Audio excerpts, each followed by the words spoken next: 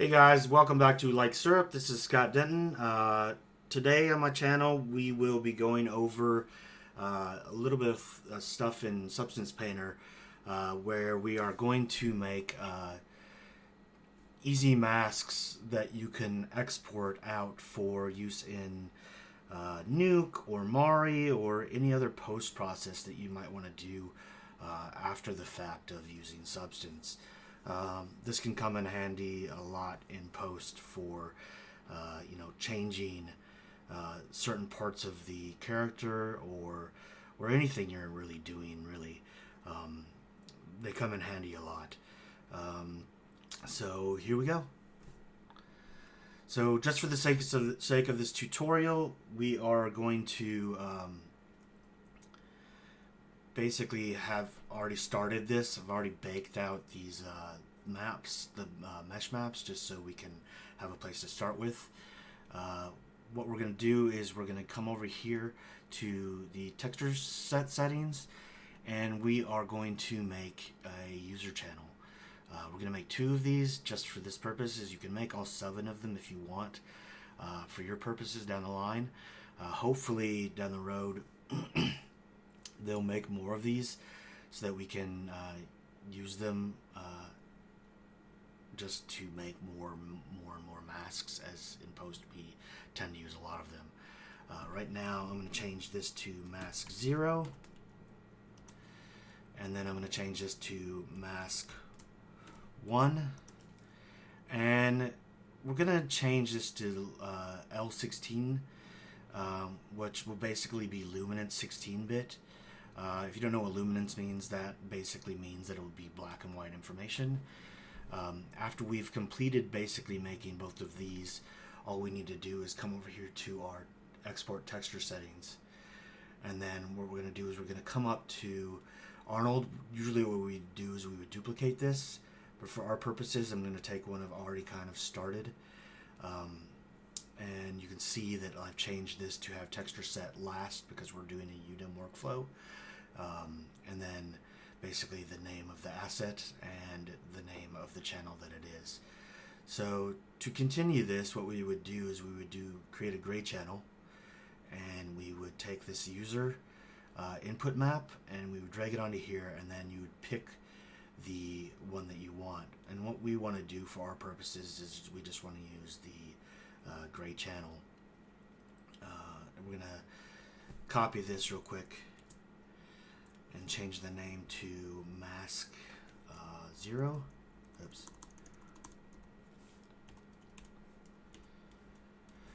And then we'll duplicate this one and create another one for mask 1, and then we'll drag this up here to basically have our 2 sets that we will send out for the masking. So that's done. We can now basically come back in here and change this to TIFF and 16-bit, and then channel this folder over to where we want them to go. If you can come in here, you can see that they're now in here.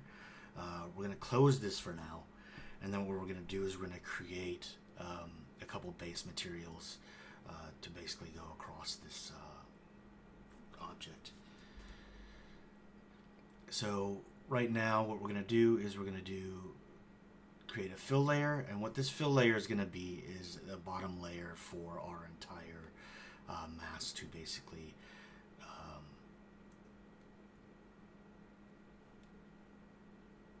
come back on, if that makes sense to you. Basically it just gives it so that there's no like there will always be information there. So we're going to name that black.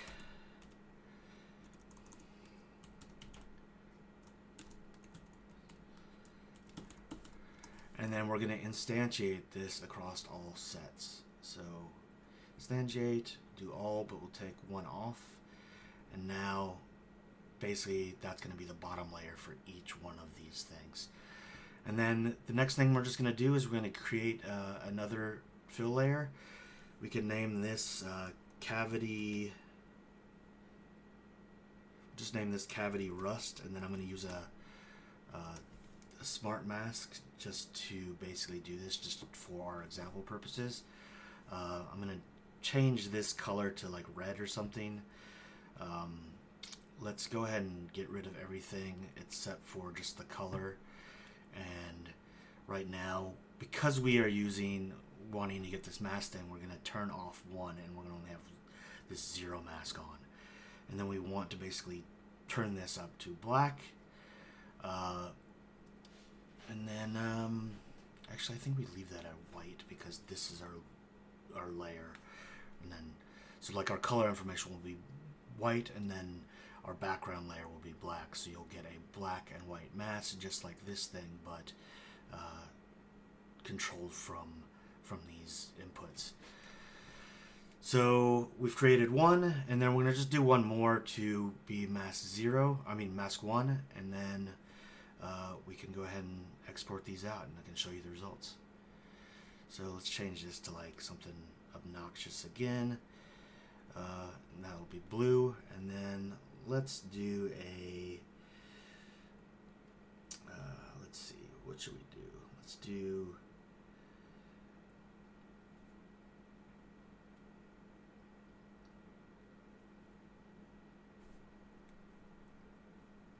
a rust.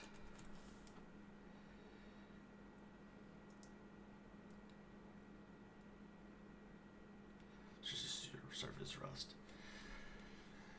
So now we're going to instantiate both of these two so that they're across all of these things. So let's do all and leave out 1. And then let's do all.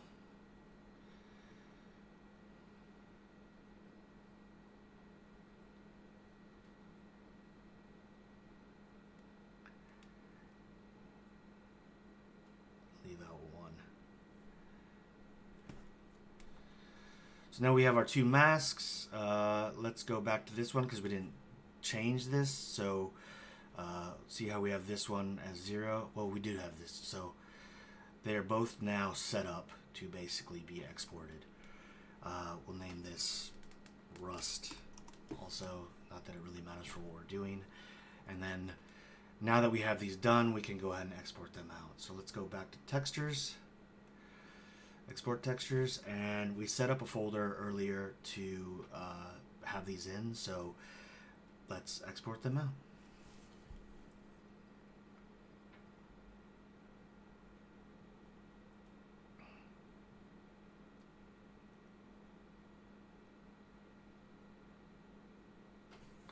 Let's go ahead and open the folder where they are.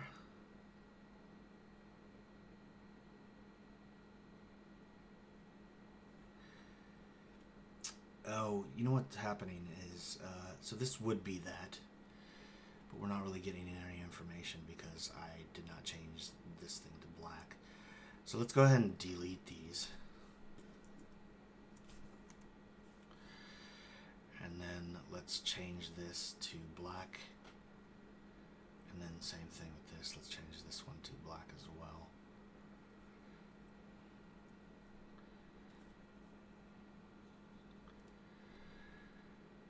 And then let's try this again.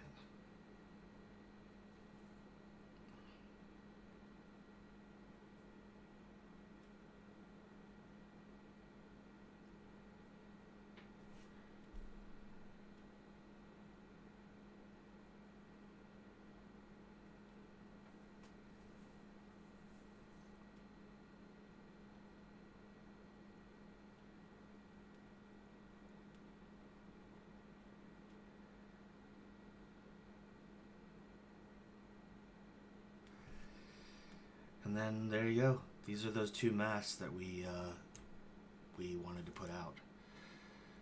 So there's mask 0, and here is mask 1.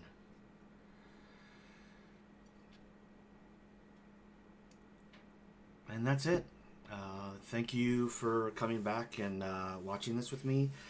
Please like and subscribe, and I hope to be making more tutorials like this in the future. And thank you. All right.